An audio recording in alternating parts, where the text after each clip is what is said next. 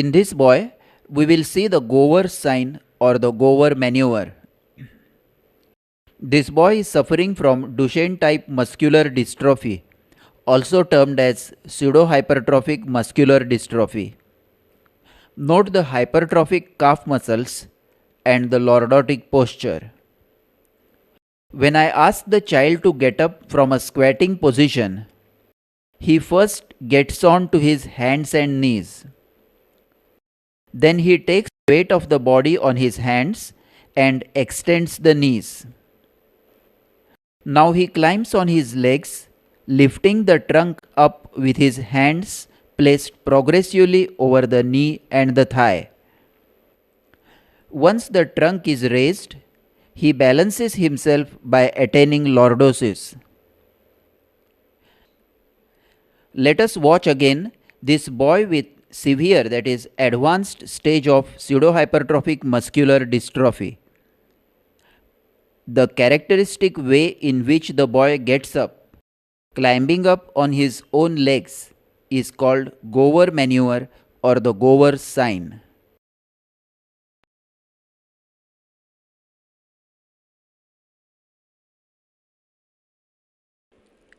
In a case of head injury, examination of pupils and their comparison is extremely important to diagnose intracranial hemorrhage clinically. Watch the pupils of this patient with head injury. The left pupil is constricted while the right pupil is normal. This suggests compression of the left oculomotor nerve. These are called Hutchinson's pupils stage 1 and suggest an intracranial hematoma on the left side. In the initial stage of a progressively enlarging intracranial hematoma, the pupil on the side of injury contracts due to the irritation of the oculomotor nerve.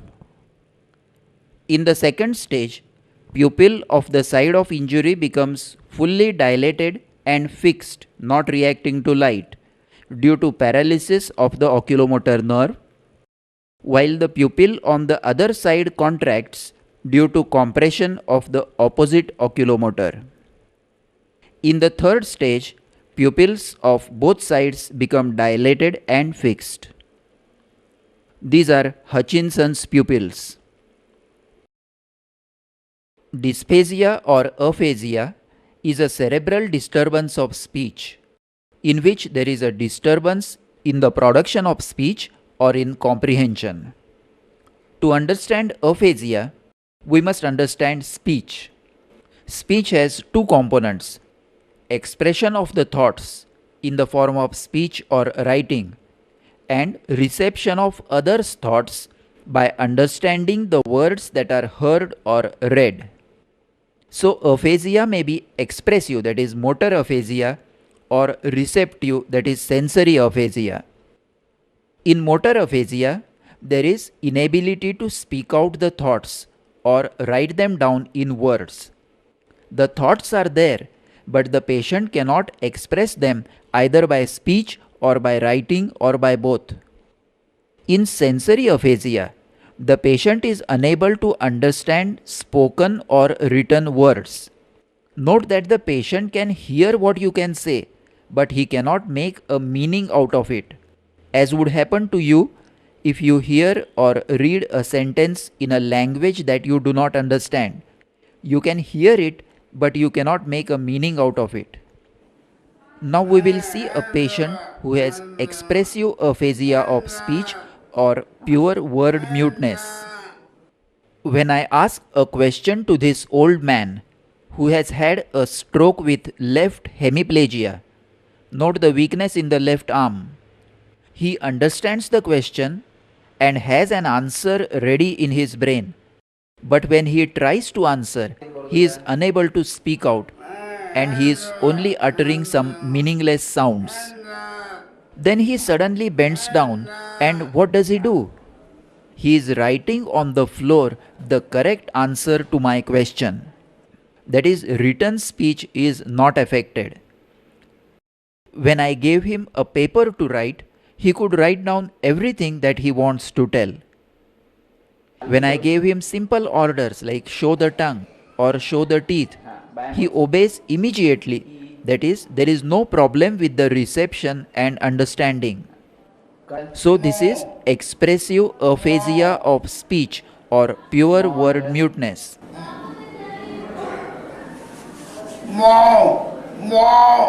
When you examine a patient for aphasia, the precondition is that the patient must be alert. Now test the four components of speech. Does he understand what you ask or speak? Does he understand what he reads? Can he speak out the answers? And can he write down the answers?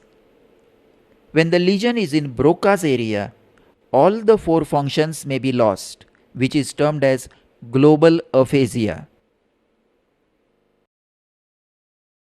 Hallux valgus with bunion. This patient has presented with pain at the root of the right great toe since 1 week. On inspection, both great toes are seen to be angulated outwards at the metatarsophalangeal joints. This is termed as hallux valgus. Hallux is the Latin word for great toe and valgus means bent outwards or away from the midline.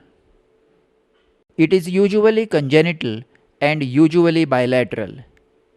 Acquired hallux valgus is more common in females wearing pointed tight shoes. Hallux valgus is asymptomatic, but a severe deformity will cause difficulty in fitting of shoes. The degree of hallux valgus may be measured as the angle between the metatarsal and the great toe. Now note the prominent heads of metatarsals as a result of the deformity. On the right side, the ball of the great toe is swollen, shiny, with thick and hyperpigmented skin.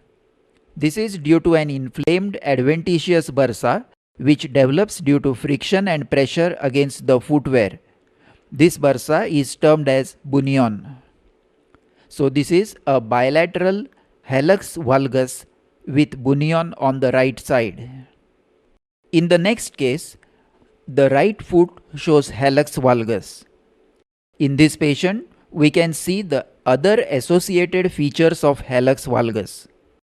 Firstly, there is overriding of the toe over the second toe. The great toe is not only adducted but rotated outwards so that its plantar aspect looks laterally.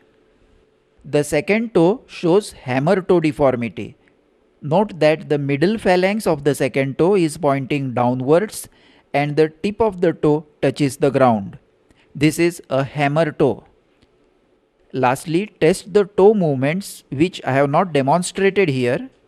The metatarsophalangeal joint has normal mobility and on dorsiflexion, the extensor tendon stands out as a tight cord. Restricted movement at metatarsophalangeal joint is seen if there is osteoarthritis of the joint. In this patient, the great toe was above the second toe, but more commonly, as seen in this next case, the second toe overrides the first toe. You must have also noted the mild hammer toe deformity in the second toe. The left great toe also shows a marked valgus, but there is no overriding. In spite of such marked deformity, the patient has no pain. Pain is seen only if the bunion is infected or if osteoarthritis develops in the metatarsophalangeal joint.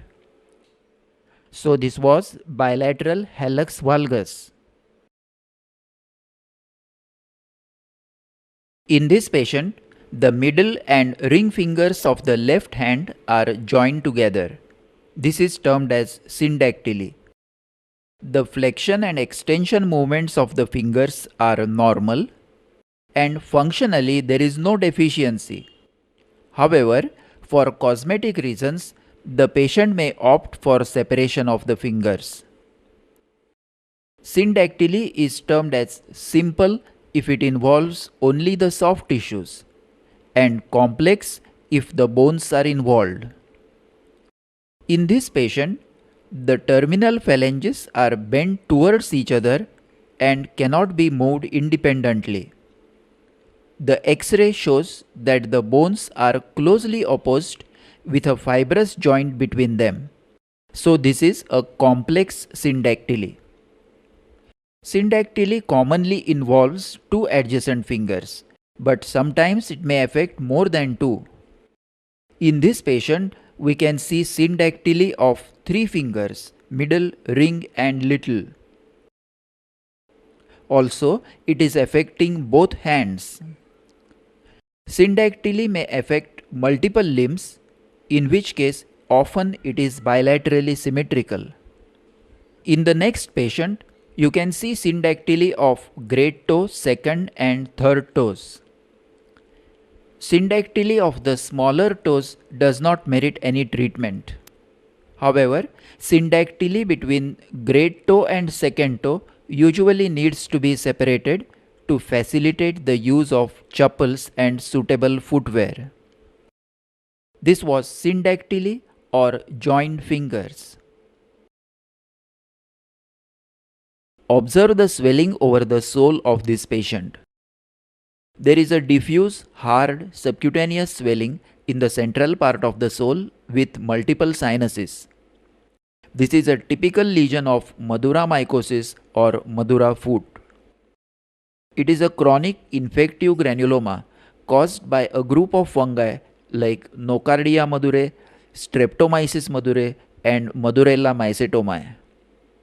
This is another patient showing subcutaneous swelling behind the lateral malleolus with multiple sinuses.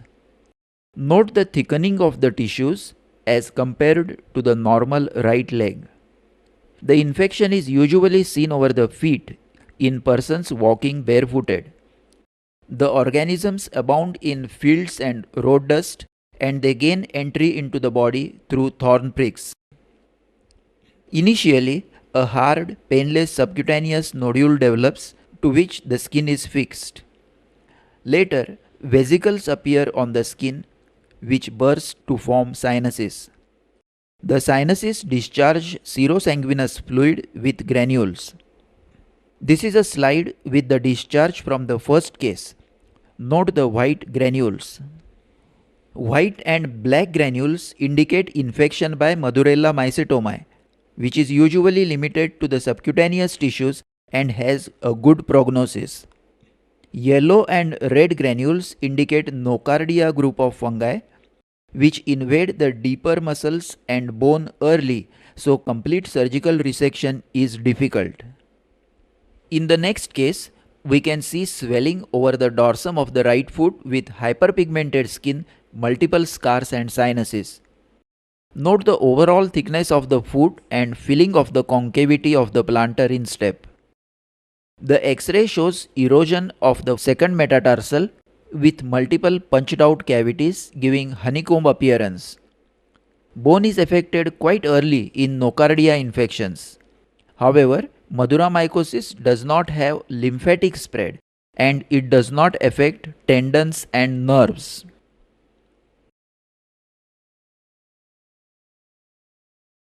Oral submucous fibrosis.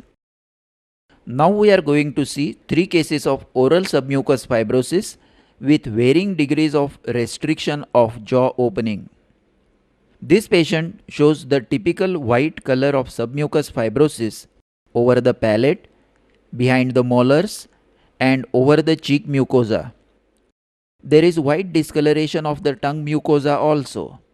But this patient is able to open the jaw fully. There is no restriction. In contrast, this patient has a restricted jaw opening. The jaw opens by 2 centimeters as the distance measured between the upper and lower incisor teeth. The patient may judge it himself by inserting 1, 2 or 3 fingers vertically between the incisor teeth. A normal person can easily insert 3 fingers, while this person can insert 2 fingers only. The third patient has an even more restricted jaw opening. He cannot insert even 1 finger. he has to turn the finger horizontal to insert it into the mouth. The jaw opens less than 1 centimeter. Another test for oral submucous fibrosis is to test the ability to balloon out the cheeks. Ask the patient to fill air in the cheeks. This patient of oral submucous fibrosis cannot distend the cheeks, which remain flat. Observe the skin lesions in this patient. There are multiple bright pink, slightly raised plaques of varying sizes spread all over the body, trunk, and limbs. On closer inspection, the plaques are covered by loose silvery scales. This is psoriasis. The epidermal cells proliferate too fast and pile up.